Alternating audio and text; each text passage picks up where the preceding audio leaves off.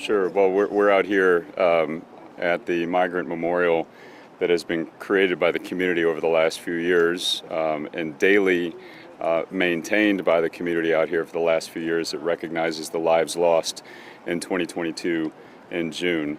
There was an act of vandalism to attempt to destroy this memorial last night.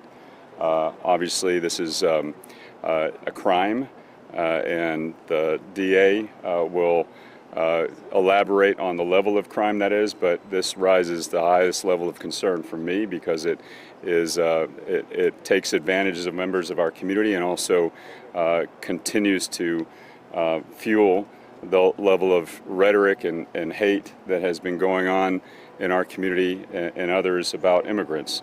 And so we're asking anyone who has information about what happened here last night and the destruction of this memorial to come forward.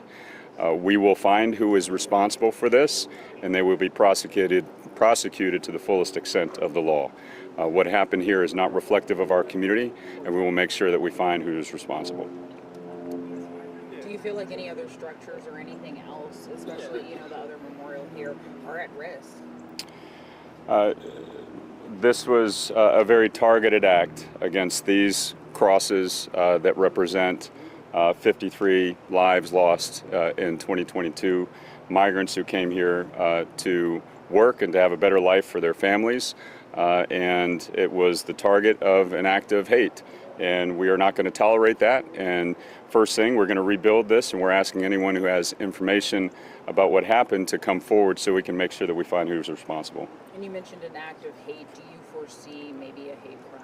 I'll let the DA talk about that, but clearly this is not an accident, the site that was selected for this kind of crime, and this is clearly an affront to the values of our San Antonio community.